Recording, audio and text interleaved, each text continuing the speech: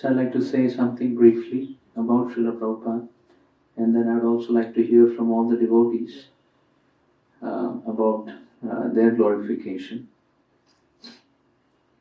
So the first thing I would like to say is, how do we receive Krishna in our lives? Right? It is very, very difficult to receive devotion for the Lord directly. It's like the powerhouse, right? The powerhouse is 40,000 volt or extremely powerful, or the wholesale. You need someone to step it down and make it accessible to you, right? The big powerhouse gets stepped down to 440, to 220, to something that you can use your appliance and utilize it. Similarly, it is very, very difficult to approach Krishna. Though He is omnipresent, He is omniscient, He is omnipotent, He is everywhere. Literally it is said just like there is electricity everywhere, right? There is Lord everywhere. But can you experience it? You need someone to kind of create an opportunity that you can see that. Like, a bulb that can glow and you can know, okay, there's electricity here. So similarly, it is said, the Lord is everywhere. But one who makes it accessible to us, that is the position of the Acharya or of the Guru. Tirthi kurvanti tirthani. That means the Lord is everywhere. So in that sense, every place is a holy place. But it is only the Acharya, by his prowess, he induces that consciousness of Krishna or consciousness of devotion, that we can understand the spiritual reality. Right? Are you able to understand what I'm saying? That means the Lord is present, just like the electricity is present everywhere. But the access we get through the Acharya. He makes Krishna very easily available for all of us. Right? I always say this, that everybody knows Krishna in India. Everybody knows about God. But how many have been able to make it a practical lifestyle of practicing devotion in their lives so that they can reach God? Not at all. Huh? Because of Srila Prabhupada. Because Srila Prabhupada actually made it very, very approachable. So that is the first quality I would like to make, that the position of the Acharya, the position of the Guru, is one who makes Krishna accessible to us in our practical daily lives. Right? Otherwise, if you want to search God, you have to leave home, go to Himalayas. And you may or may not find Him. Right? So this is the first aspect of the Acharya. The second aspect of the Acharya is he gives you a practical process and shows by his example of how you can practice that devotion. एक होता है ना कि आपको knowledge बता दें, but how to apply? करना कैसे? A very, very easy process of what is there in the Shastras, but in an applicable way for those of us who are in Kali Yuga. Right? By chanting of the holy name, by studying about the Supreme Lord, by worshipping Him. Now you may say, is this something new? No. Krishna is saying, Manmana bhava mat bhakta madhyaji mam namaskuru mam imaishi satyam te pratijani priyosame. Krishna's ultimate conclusion is, do four things. Manmana. First, put your mind in me. Right? That is a very difficult thing. How to put mind in Krishna? So what did Prabhupada teach us? How do we put mind in Krishna? Hare Krishna, Krishna Krishna, Hare Hare, Hare Rama, Rama Hare Hare. Wherever your mind is, if you chant Hare Krishna with focus, your mind gets fixed in Krishna. So this is Manmana. And then he said, become Mad Bhakta. Mad Bhakta means become my devotee. So how do you become Krishna's devotee? By offering service to Him. Right? Krishna, Prabhupada taught us how we can serve Krishna. Krishna can be offered patram, pushpam, phalam, thoyam, and with devotion. So he taught us a practical process of worshipping. Made temples where we can go and offer worship. And by going to temples, you learn how to make your home a temple. Right? And then you do the same things and become a devotee. Madbhakta. Madhyaji. Madhyaji means worship me. Offer worship. Offer service. And Mam Namaskaru. Offer your obeisances unto me. In this way, in a very, very practical way, we can cultivate devotion. So Srila Prabhupada actually taught this. Now one may say, is it practical? But then Prabhupada taught it by preaching this all over the world. Like we all know, Prabhupada is also from Calcutta. Like all of us are here from Calcutta. And Prabhupada, he met his spiritual master in Ultadanga. We should go sometime. The place where Prabhupada, he was a Gandhian. So he actually did not take his degree in 1922, non-cooperation movement, right? Non-cooperation? Yes, non-cooperation movement. So he did not take the degree which was being given by the Britishers because he was a Gandhian, he was a freedom fighter, right? He was a part of Gandhi's philosophy. And then one fine day, Prabhupada was taken by his friend Naren. He said, there's a very good sadhu here in Ultadanga, you should see him. So Prabhupada had seen so many sadhus come to his house, but they all, he felt, were superficial. They were like wearing a garb of a sadhu, but then other time doing something else. But his father was always respectful, but he did not get so appealed. So he was hesitant, but then still his friend Naren told him, let's go. So he went to the first floor, and there His Divine Grace Bhaktivedanta Sarasvati Thakur Maharaj, Prabhupada's Guru, he's known as the Lion Guru, he was giving pravachan.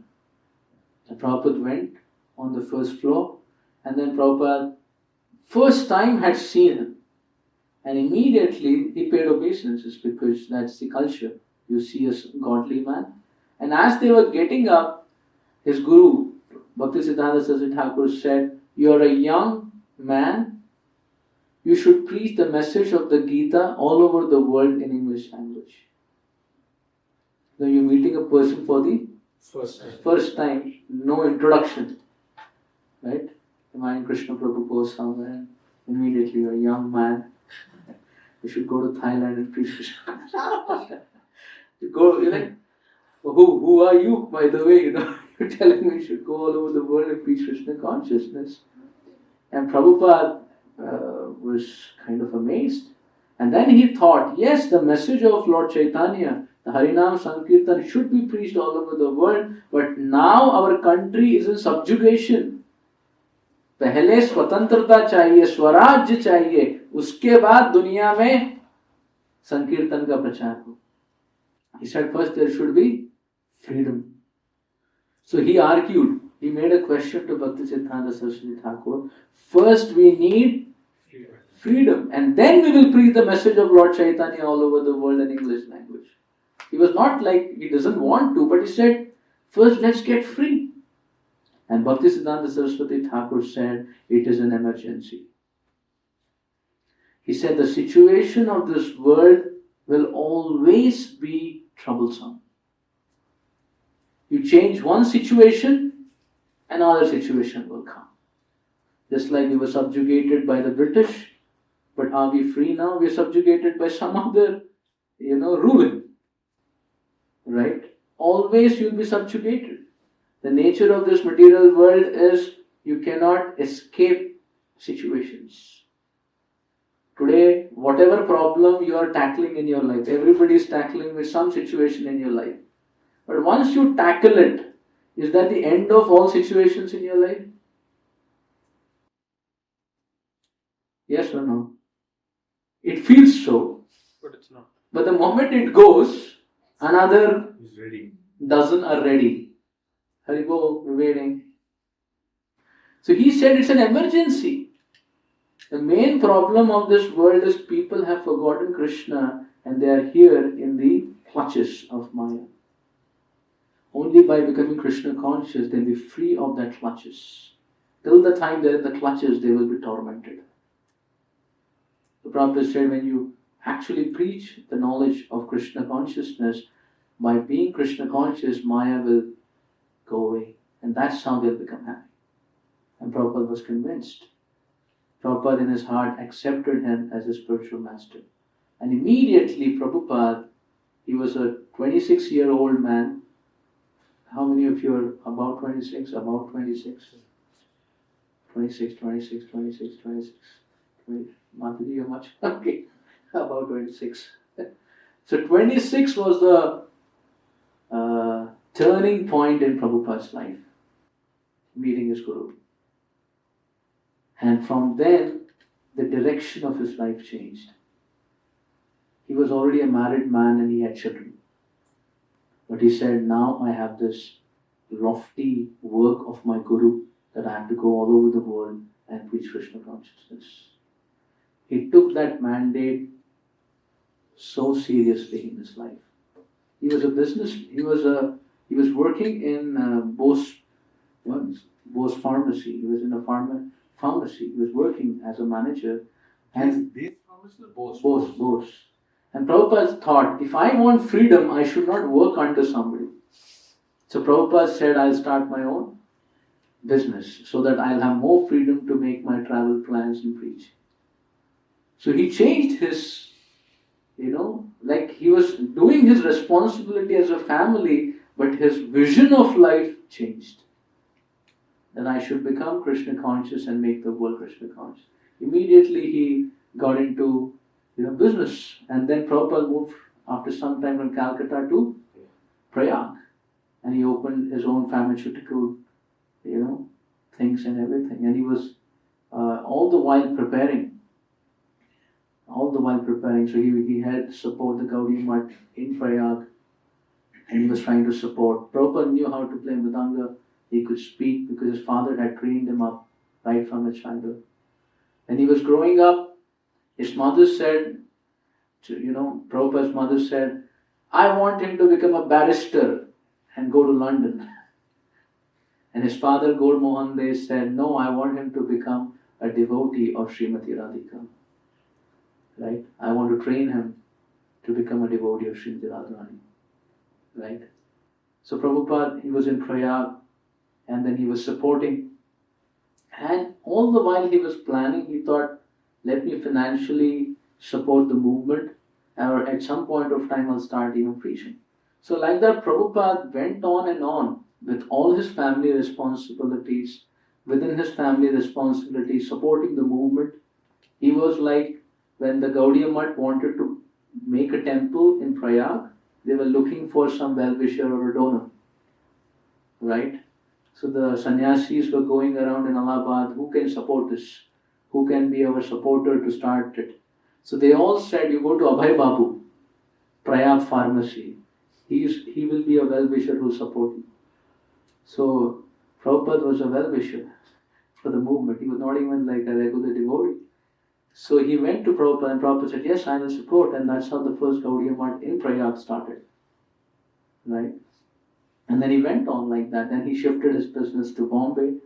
It was a prediction of Prabhupada when the astrologer came. He said, this man, he will become the biggest businessman in the whole country. Or he will become an Acharya who will open 108 temples. And Prabhupada said in one of the lectures that when he was in the pharmaceutical business, he was actually kind of at the time when the whole medical business was growing. So he said, if it did work good and if I made good decisions, I would have been the top businessman in the whole India. But somehow Krishna had different plans for me. He was in Bombay supporting, and then Bhaktisiddhanta Sarasvati Thakur, the disciples told, we should make Abhay Babu the president of the temple so that the affairs can be handled. So his guru said, no, when the right time comes, he will do it. And like that he went on, with his family responsibilities, business responsibilities, and supporting the preaching, and even giving programs doing kirtan when and where it was possible. And Prabhupada said like that, maybe I will support the movement and in this way I will spread. But Krishna had some different plan. After a particular time, his business kind of started collapsing. The people whom he had so much trusted siphoned all the money and cheated him. And the support of the family was also getting very difficult. Right? So after a good amount of time, his children also had grown up and everything. And Prabhupada's whole business from a very high situation just fell apart. Right? And he was thinking, what is this? What's happening? What's happening to me? I was doing everything for Krishna's service. Why is this difficult thing coming? And then Prabhupada took it as Krishna's plan. He kind of handed over the work and got into the Vanaprastha ashram. And he got a dream. His guru saying, you should preach in English language, you should take sannyas. And like that. And Prabhupada's Vanaprastha means he's like a vagabond, not really, he's not having any resources, traveling everywhere. And Prabhupada at that point of time, he had got two instructions. Another instruction, Radha Kund, that he should write books. Whenever he gets money, he should print books. So he also took up the task of translating Srimad Bhagavatam. So Prabhupada at the age of Vanaprastha, he started traveling and preaching and finding support to preach Krishna consciousness. And hardly any support. He tried to preach in Jhansi, and he got a place, and a lot of people were picking up the whole place. But then the wife of the collector, she wanted the same place for the kitty party. So there was a big debate. And that, the place which could become a temple, the lady said, no, we want it for the kitty parties. Politically it was maneuvered, and the whole effort of Prabhupada for years got shambled. He thought my first preaching center will be Jhansi, from where the whole thing happened, and the whole thing collapsed. Right? Prabhupada, if you see, he was like endeavoring so that he can show compassion. But he was failing, one after the other. Whichever thing he planned did not play so well. At the fag end, Prabhupada took sannyas and he went to Vrindavan. And he was all the while preaching in India, in Bombay, in Delhi, in every place. And at one time, Prabhupada was at Bharatiya Vidya Bhavan in Bombay, and Prabhupada said to the whole audience, I want to make a class of Brahmanas who will go all over the world and preach the message of Bhagavad-gita and transform the whole world. So all you Indians, I request you, you have so many children, give me one from your family. And I will train them to become Brahmanas, and there will be missionaries to go all over the country, all over the world and transform. And Prabhupada gave a powerful presentation and nobody gave any chai to Prabhupada. And Prabhupada had a vision. Prabhupada write to the Prime Minister, Prabhupada write to the President, Prabhupada write to everyone saying that I have a way back to Godhead. Don't think I'm a madman. I have a way. Like this, Prabhupada write letters. He wrote a letter to Mahatma Gandhi.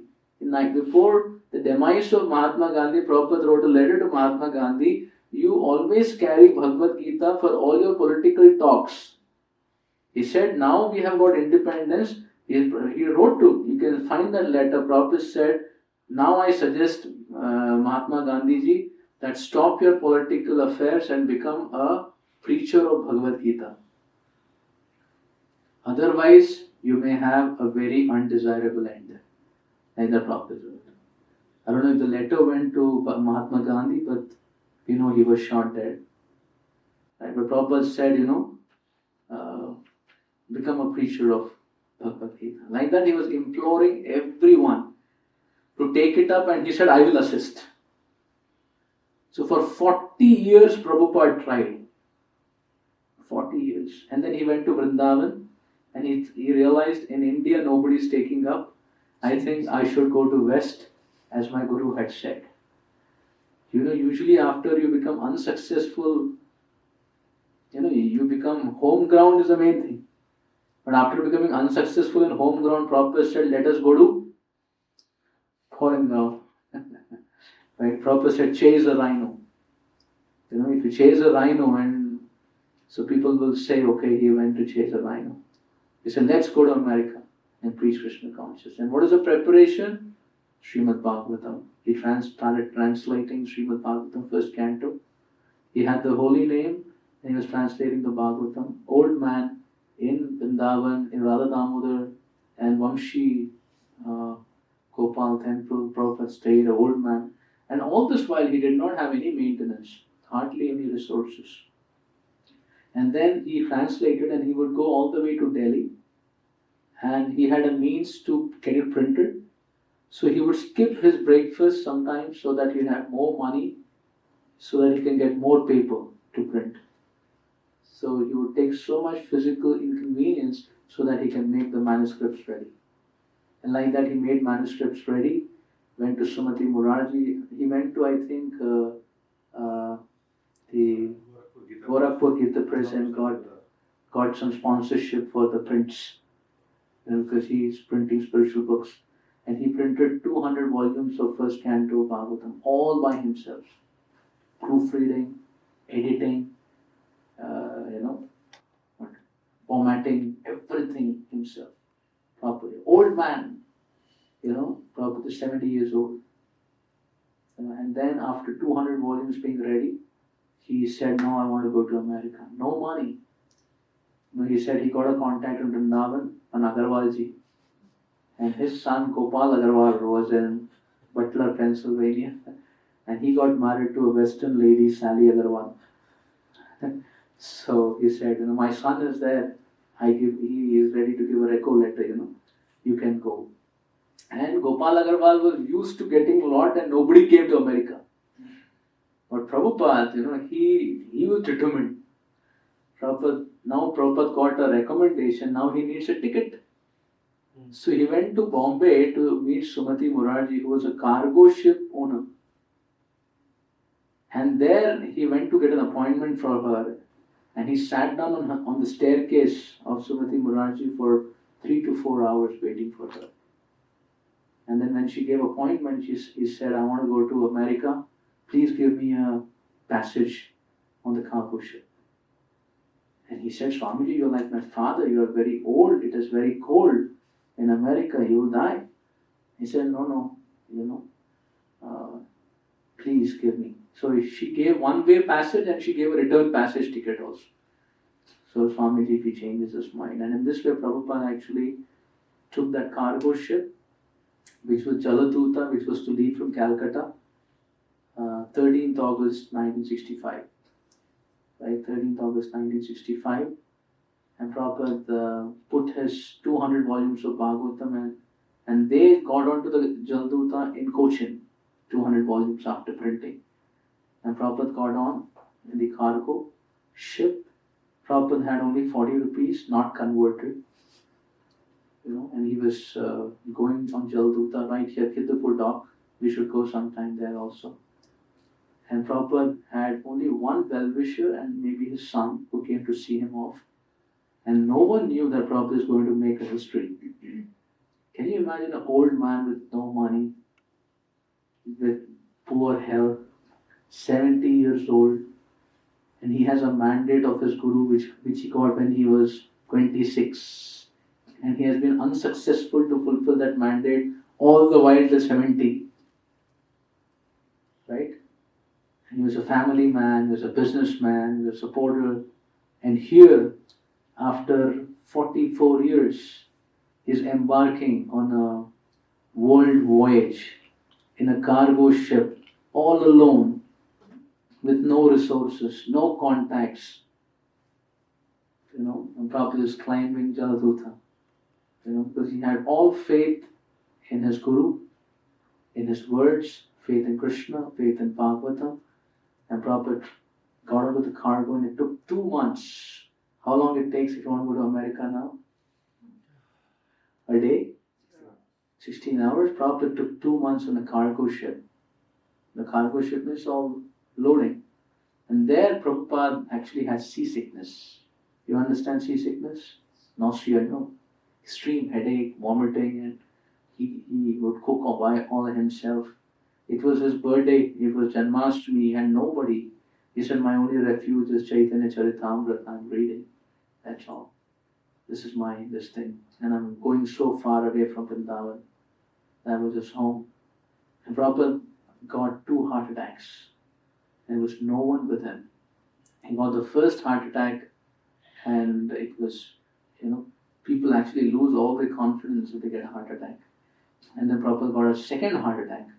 And Prabhupada said, oh Krishna, if I get one more, I would not last. And Prabhupada was completely helpless. He said, oh Krishna, I'm going for your job. And Prabhupada had prepared. Will he come back alive? Or maybe he will just die in the voyage. But for fulfilling the words of his Guru, he was ready. And Prabhupada had a vision where Krishna comes and Krishna tells him that, don't worry. All the avatars coming on the deck and says, Swamiji, now you go to America and write my books, we will do the rest. And Prabhupada reaches Boston and then Butler, Pennsylvania, 17th of September, 1965. And then he goes to the Cosmopolitan in Butler, Pennsylvania, and he preaches there for 1 year. Nothing happens. Everybody is like, Haribol, Haribol. And Swamiji 1 year, but what Prabhupada was doing was studying American culture. And he said they have receptivity. They have receptivity. And in 1966, Prabhupada said it's not going to work here. He went to New York, Manhattan, Bowery, the Adda of all the hippies, where the police would not go of fear of these hippies could do anything. They had loaded guns always, and they would shoot in 4 directions and then take rest. Like friends, you get up, shoot in 2 directions to sleep. So who would want to risk their life? And Prabhupada went to the Bowery and started preaching Krishna consciousness. What did he do? He went to the square park and started chanting the holy name. And all the hippies, they participate with their instruments. And he said, come for Gita class. Tuesday? No. Monday, Wednesday, Friday. 3 days. And they would all come and Prabhupada would speak to them Gita. And they know nothing. Because he knew this is the message for the soul. The holy name is the message for the soul. Prabhupada personally cooked for them. And after they ate, they would leave all the plates. Prabhupada would go and wash them. The sannyasi. Right? So Prabhupada like that preached out of so much of compassion. So the hippies realized, he said, this person, we don't understand what he's saying, but he has a message. And then he said that, we need to, he loves us and he's compassionate. They all could feel the language of Prabhupada that was of love. Everyone rejected the hippies, Prabhupada loved them. And they all wanted spirituality and Prabhupada taught them. And they were the ones who became devotees. Can you imagine? Like the lowest considered people. And of them, Prabhupada in 1966 started ISKCON. The hippies were the first members. He registered it with a lawyer. And then Prabhupada from there sent devotees to preach in San Francisco. And from there devotees went to London. And Shyam Sundar Prabhu, Gurudas Prabhu, Mukunda Maharaj, they said if you really want to make Krishna consciousness a household name, we should make the Beatles devotees. And they went to see George Harrison, and behold, he was looking for spirituality. He had gone to India to look for devotees. And when they went to his chamber, thousands of people waiting for him, Shyam Sundar Prabhu was seen, and immediately he said, He called Shyam Sundar Prabhu and said, where were you? I was looking for all of you. And then George Harrison became influenced by the Kirtan. And then George Harrison said, I'll make the record. The Radha Krishna temple. And he made a record of Hare Krishna. And when he made a record of Hare Krishna, the Hare Krishna became a household name, top of the pops, all over the world. And immediately the whole, it like a wildfire preaching Krishna consciousness. And just about and preaching started spreading from London to various other countries. And in just about 6 to 7 years, all over the world, the Hare Krishna movement spread. So much so that in India, Devanand made his movie Dhammaruda. And he made a Hare Krishna's, he portrayed it different, being influenced, Hare Krishna, Hare Ram, but Prabhupada said people forget Devanand and Dhammarodam, but they will remember Hare Krishna, Hare. And so did it happen. So Prabhupada preached, Prabhupada traveled all over the world 13 times. Old man. 13 times. Right, 13 times. Even when he was in America, all when he began, it was chilling winter and he did not even have clothes for warmth. He said he didn't have means of money. How did he make money in the beginning, Prabhupada? He had books which he would go for selling.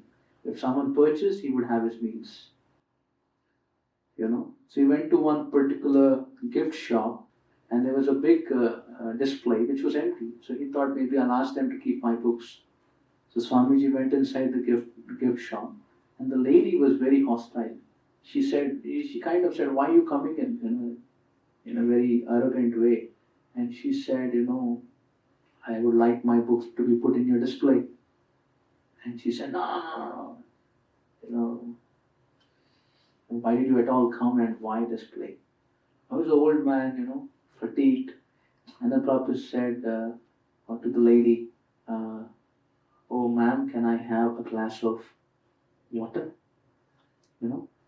And she was already very heavy, but because the old man is asking, she fetched a glass of water. And then Prabhupada said, can I sit down? Right? She said, yes, you can sit. And then she sat down, Prabhupada sat down and started sipping water. And as Prabhupada started sipping water, that lady said, there was a transformation in her mind. And immediately said, by the way, the display is empty.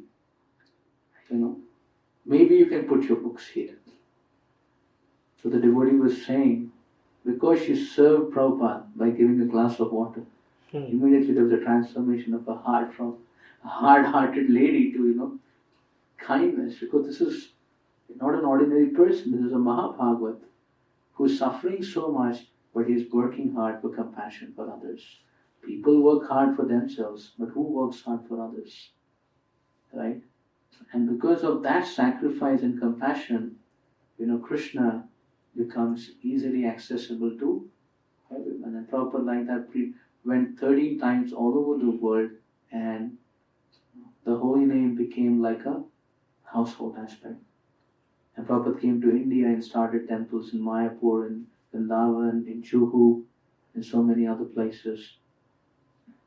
And rest is what we see the history happen. And usually after the Acharya leaves, the whole movement collapses. But after Prabhupada's leaving, this is like 50th year or more than 50 years of Prabhupada's, the next year will be the 50th year of Prabhupada's departure. And you see the whole movement is only catching more and more momentum. Because this is the movement Lord Chaitanya wanted, of everyone becoming recipient of Krishna's mercy. Prabhu, I have a question.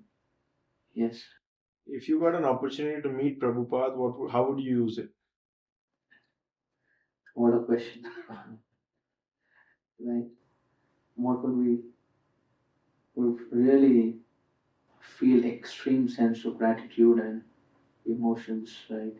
To meet Prabhupada, thank him because of Prabhupada's mercy that we are receiving whatever we are receiving. Thank you, Prabhupada, for giving us Krishna. Thank you, Prabhupada, for giving us devotees. Thank you for giving us the temples. Thank you for giving us the books. Thank you for giving us everything. Purpose of life, vision of life. I think I would want to thank Prabhupada more and more. And sure enough, I can say in my life, I became Krishna conscious maybe I would say by intervention of Prabhupada. Because I went to the temple, because some devotees came to my place, my school, when I was 11 years old or 12 years old, and they had some contest. So I went to the Hyderabad temple and I saw one Swamiji sitting and giving pravachan.